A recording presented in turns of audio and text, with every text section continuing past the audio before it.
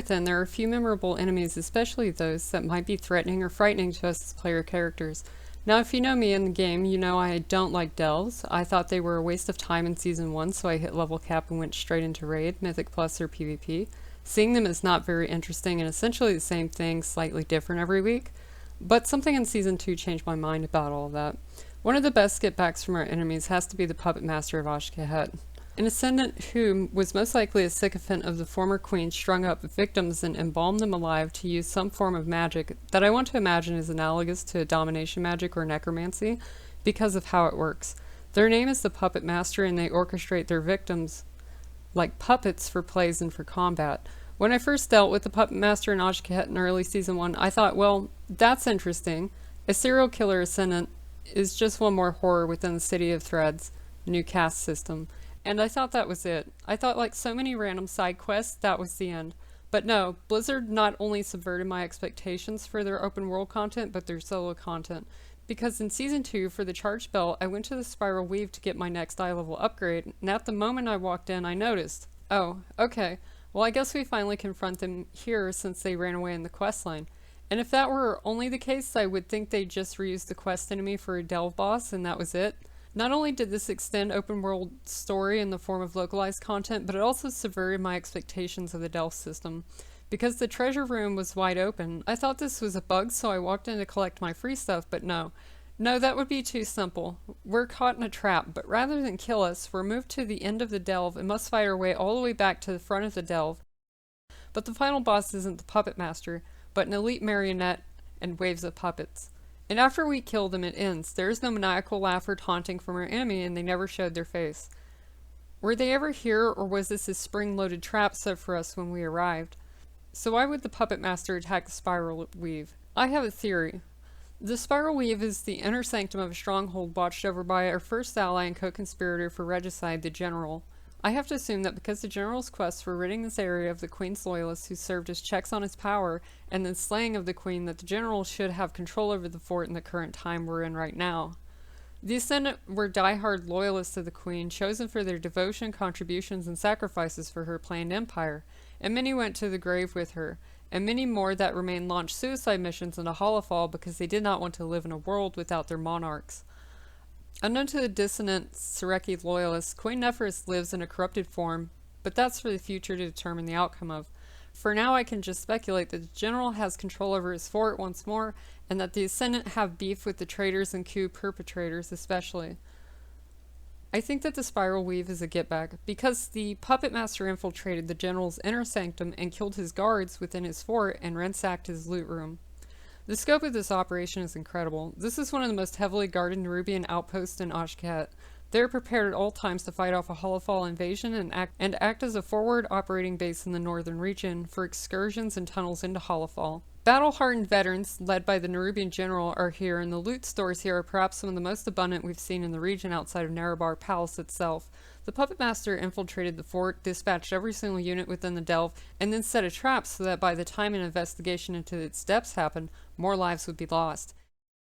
For all the ineffectual attempts of the Surekei loyalists in Hollowfall, this was quite possibly the most successful rebel operation by Surekei forces that we know of, and this delve story alone changed my opinions about delves and their potential. With delves, Blizzard has an opportunity to make stories that are impactful and extend quest lines in creative ways.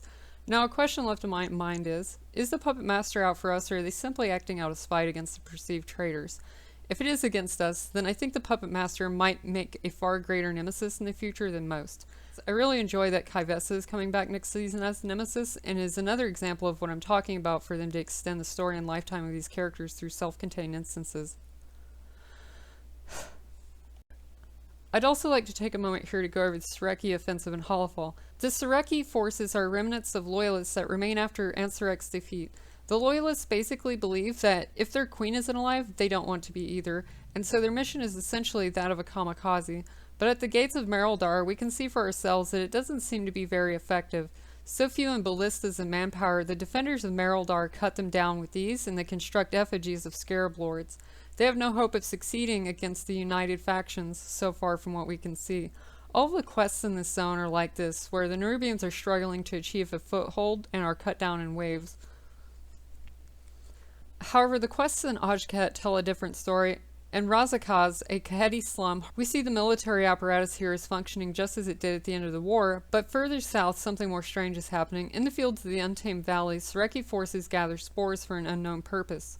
We don't see these spores being employed in the assaults in Holofall, and so far we do not know their purpose, but we can tell from interacting with them that they are volatile and may be intended for use as an explosive ordnance. According to Milton in Toxins and Pheromones, they're gathering these toxins to fuel war machines, but we never actually see any war machines controlled by the Surekei. In all of the locations where these quests take place, elite rares can spawn from scrolls. They are Dark Speakers and Whisperer, lieutenants of the Cult of Night, confirming the connection, or at least continued alliance between the Surekei and Cult of Night, persisting even after the events of Dawnbreaker. One of the lieutenants of Razakaz appears to be playing an administrator role, or perhaps relaying information back. I imagine the Cult of Night's elites here are acting as reconnaissance and covert operations to help relay information between the camps, while attempting to keep their presence and intent hidden. Finally, the last thing of note, for each of these daily quests, you do receive a cache. This cache contains a warbound armor piece and junk items. The junk items are Summoning Circle Chalk, Ritual Knife, Broken Shadow Beast Binding, and Harbinger Idol. What I infer from this is that the Surekei and Cult of Night are preparing for something different from these assaults we're witnessing by the weakening and mostly disarmed Surekei kamikaze forces in Holofall. They're summoning Shadow Beasts to bind them and perform rituals with knives that I assume are sacrificial in nature. I don't know if Blizzard will pay off with what they've done here, but for the time being it's fun to speculate that maybe the Surekei and Cult of Night both want the fall of Night, and therefore the permanent Night of Beladar. How they plan to achieve this I'm not sure yet.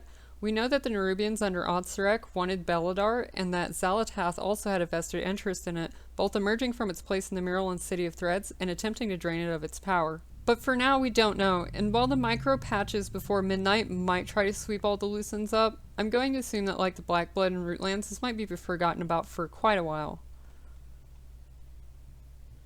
I suppose the good news with having the precedent of an underground expansion is that you can continue to add more underground continents when they want to. And also, for the moment, I would like to further speculate that we might be seeing the Puppetmaster again as a bitter enemy in the future, or the Surekei and cult forces showing their true cards when the time comes. Thanks for listening again.